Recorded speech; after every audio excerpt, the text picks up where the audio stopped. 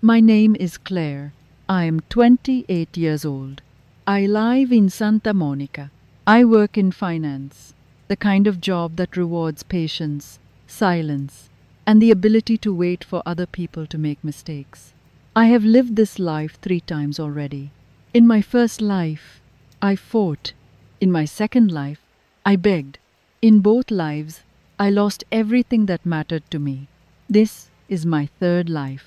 And this time, I chose to sit still and watch. When people hear that someone has been given a second chance at life, they imagine revenge that is loud and dramatic. They imagine screaming, confrontation, and finally winning back what was stolen. I used to imagine that too. I thought if I just tried harder, loved louder, proved myself more clearly, my family would finally see me. They never did. The moment everything began to fall apart was the same in all 3 lives. I was 8 years old. It was the day Emily Grant came to live with us. Emily was my mother's sister's daughter, an orphan after a tragic accident, a fragile child with a congenital heart condition that made adults soften the moment they looked at her. I remember standing in the living room, my feet barely touching the floor, watching my mother cradle Emily in her arms as if she had always belonged there.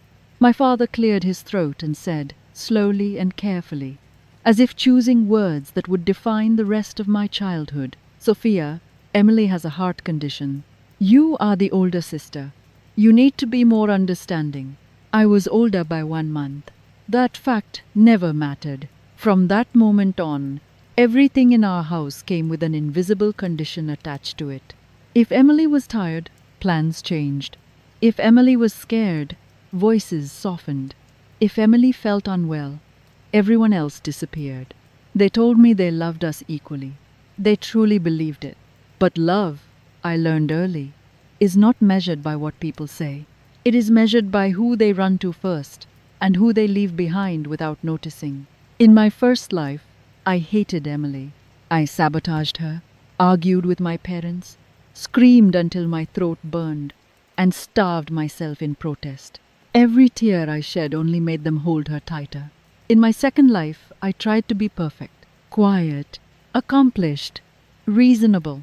I swallowed every slight and told myself that if I endured long enough, they would choose me again. They did not.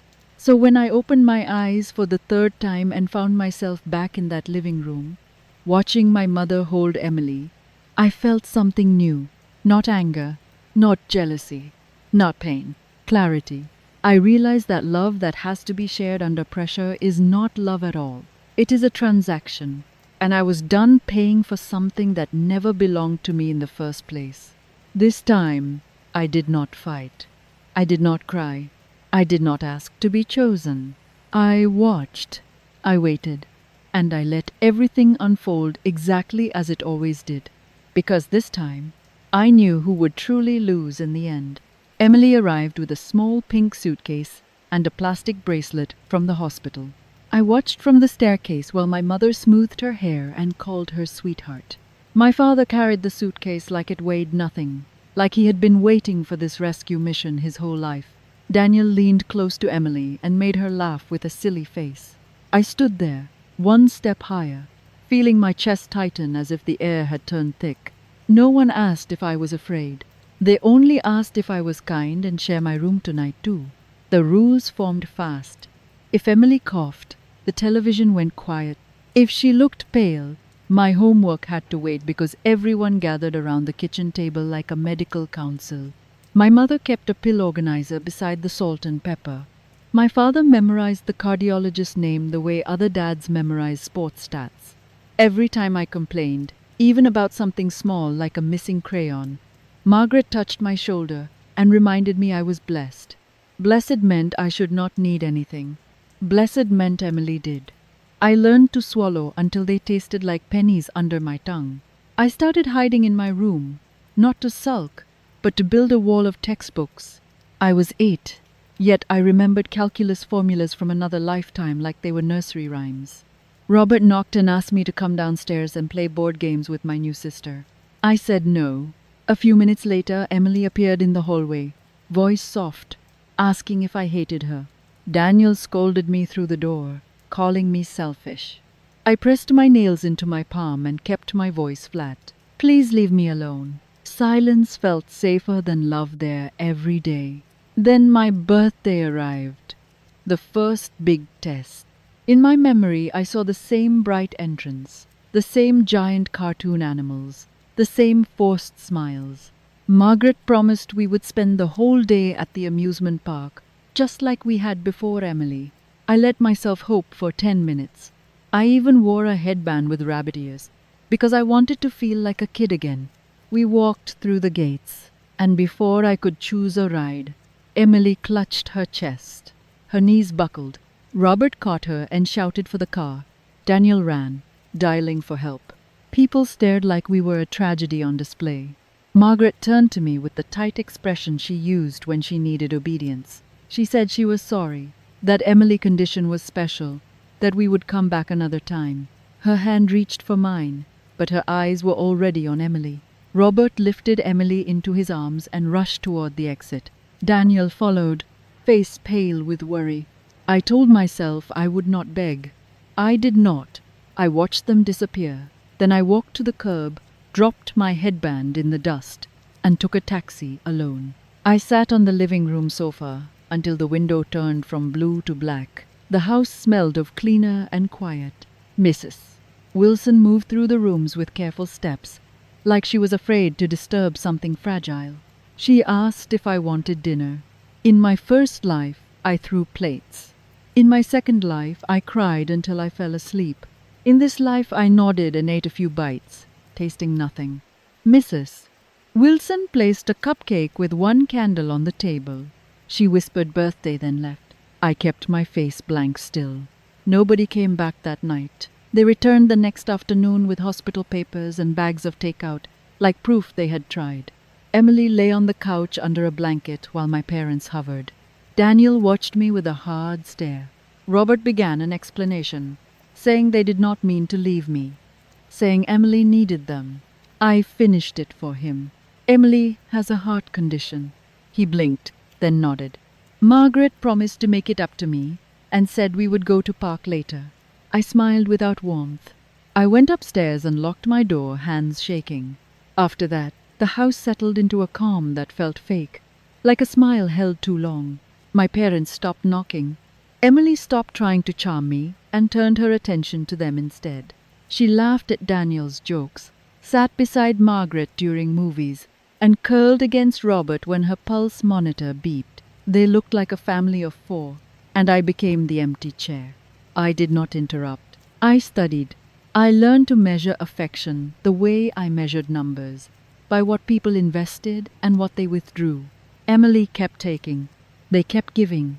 I started planning exit. At dinner, my place stayed at the same end of the table, but the spotlight moved.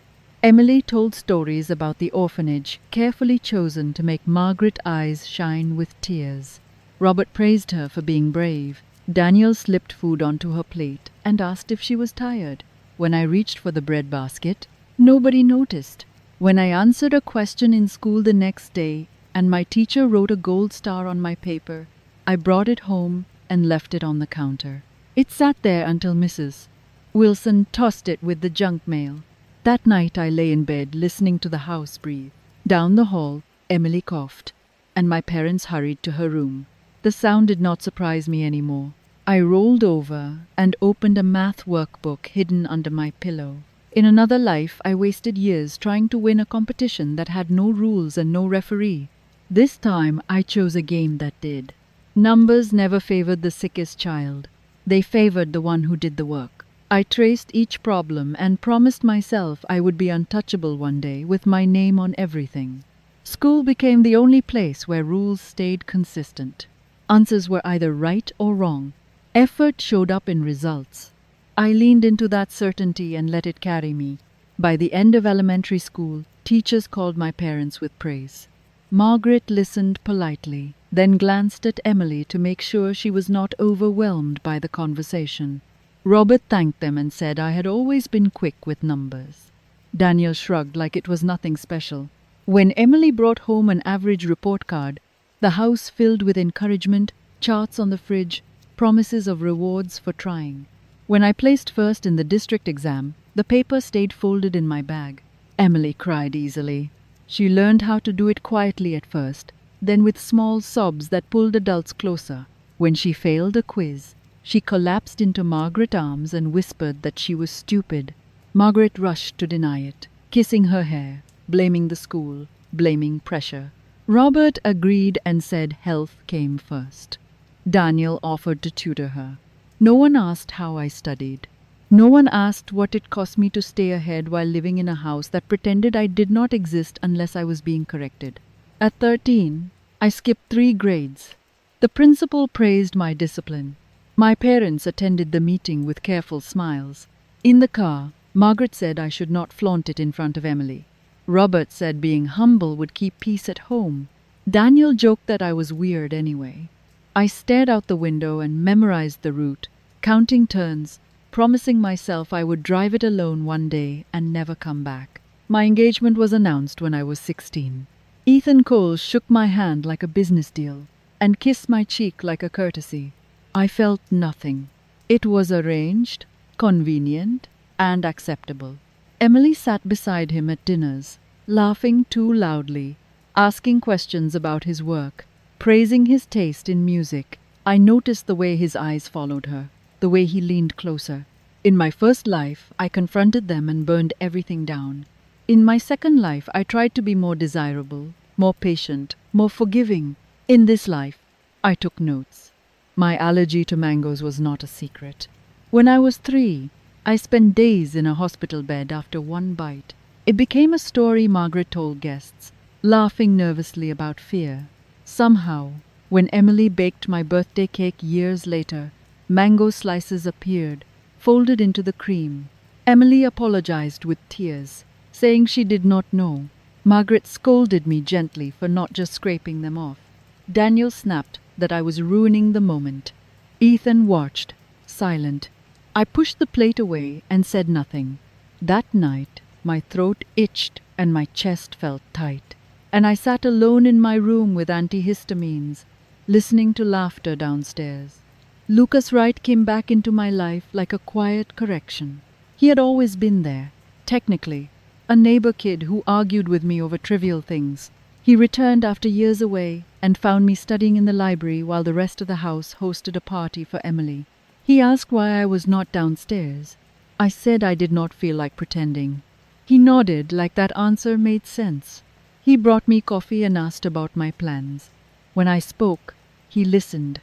When I stopped, he waited. It felt strange, being treated like I mattered without earning it. I moved into his class after another acceleration. Emily tried to follow and burned herself out. Margaret begged me to slow down so Emily would not feel pressured. Robert said health was more important than grades. I agreed and kept going. I stopped attending family dinners. I ate in my room or stayed late at school. The house adjusted, grateful for the calm my absence created. My 18th birthday arrived with promises of a grand celebration. I knew the pattern. When Emily clutched her chest halfway through the ceremony and everyone rushed to her side, I did not freeze. I finished greeting guests, answered questions, smiled when necessary. Ethan disappeared toward the hospital with her. Margaret did not meet my eyes.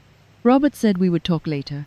I signed the paperwork I had prepared and slipped it into my bag. Later that night, I handed them the agreement. I returned the money they tracked so carefully. I thanked them for raising me and told them I was done. Margaret cried. Robert Arguez. Daniel accused me of being dramatic. Emily hid behind a blanket, watching. I left without shouting. Lucas waited outside and drove me away. The city lights blurred, and for the first time, the silence felt earned. Years passed. I built a career that rewarded foresight. I bought companies quietly. Ethan married Emily with smiles and cameras. Their fortunes slid as mine grew. Rumors planted themselves and sprouted on their own. Emily's health worsened under stress. Ethan's patience thinned. Margaret called once, then stopped. Robert sent messages that sounded like regrets written by lawyers.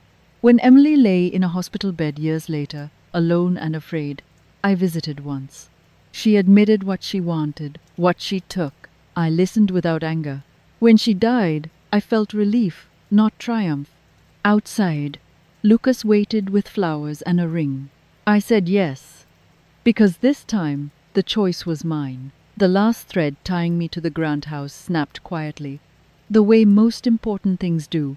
There was no dramatic announcement, no final argument that ended with doors slamming. It happened through paperwork, signatures, and the simple act of choosing not to return calls. I had learned that distance was the only boundary my family respected. The coming of age ceremony was supposed to be my final performance as their daughter. Margaret planned every detail with precision, right down to the seating order that placed Emily front and center. I arrived on time, dressed appropriately, calm. I greeted guests with a practiced smile. When Emily complained of chest pain right on schedule, the room tilted toward her like a sunflower chasing light. Doctors were called. Ethan hovered. Daniel paced. Margaret cried. Robert issued instructions. I stood still and watched the pattern complete itself, just as it always had. When they rushed Emily out, leaving me to face the whispers, I did not panic. I did not chase after them. I thanked the guests for coming and closed the evening myself. People looked surprised. Some looked impressed. I felt nothing at all. I went home, opened my bag, and placed the documents on the dining table where Margaret would find them later. I left before anyone returned. Emily's marriage was loud and expensive. Cameras flashed. Promises were made. I did not attend. I watched the coverage with the same detachment I used for market reports. Ethan's business faltered soon after. Deals failed. Partnerships dissolved. Emily's health declined under the pressure of being admired and resented at the same time. Margaret tried to intervene and learned how little power she had outside her own house. Daniel grew bitter and distant. Robert aged quickly. I did not engineer their downfall with cruelty. I simply stopped protecting them from consequences. The companies I acquired were public knowledge. The rumors did the rest. When Emily was left with nothing but debt and hospital bills, I visited once. She asked me if I hated her. I told her the truth. I did not need to hate her anymore. She closed her eyes and cried softly, the way she always had. This time, no one came running. Her death came on a quiet morning. I sent flowers. I did not attend the funeral. Margaret wrote a letter filled with regret and explanations. I did not reply. Robert transferred assets in an attempt to make amends. I returned them. I had no interest in inheriting a story that never included me. Lucas proposed on an ordinary evening, without an audience. He said my name like it mattered. I said yes because it felt right, not because it was expected. We built a life that was steady and kind. When people ask about my family, I answer briefly and change the subject. I did not win by taking everything from them. I won by walking away and discovering how light I could feel without their love weighing me down. The world did not explode after I walked away. It did not collapse either. It simply continued, quietly, indifferently, the way it always does when you stop begging it to notice your pain. After Emily died, there was a strange pause in the Grant family, like a stage after the curtains have fallen, but the actors are still standing there, unsure where to go next. Without her illness to orbit around, my parents seemed smaller. Margaret aged overnight. Robert stopped pretending he understood what went wrong. Daniel avoided mirrors, because they reminded him of choices he never questioned. They tried, in their own clumsy way, to reach me again. A text on my birthday, a voicemail filled with apologies that came years too late, a transfer of assets labeled as compensation, as if love could be balanced on a spreadsheet. I rejected all of it. I did not do it out of spite. I did it because I finally understood something that had taken me 3 lifetimes to learn. You cannot heal inside the place that taught you to bleed. You cannot rebuild yourself with the same hands that broke you. People love to talk about forgiveness as if it is a moral obligation. They never talk about self-respect with the same reverence. They never say that sometimes the bravest thing you can do is accept that someone was never capable of loving you the way you deserved, and stop waiting for them to change. Lucas never asked me to reconcile. He never pushed me to call them back. He treated my past like a closed chapter, not a wound he needed to inspect. We built a life made of small certainties. Morning coffee, shared calendars, silence that felt safe instead of heavy. On quiet nights, I sometimes thought about the little girl I used to be, the one who stood on the staircase, watching her family turn towards someone else. I wished I could tell her that she was not difficult. She was not selfish. She was not unlovable. She was simply surrounded by people who mistook pity for virtue and sacrifice for fairness. Emily spent her life taking what she thought she needed to survive. My parents spent theirs convincing themselves they were just being kind. Daniel spent his choosing the easier side. In the end, none of them won. I did not win either. I survived. And that was enough. If there is one thing I know now, it is this. You do not owe your future to people who only loved you conditionally. You do not owe loyalty to a family that only valued you when you stayed quiet. And you do not need to burn a house down to prove you were hurt in it. Sometimes, the most devastating revenge is living well, far away, and never looking back. That is how my story ends.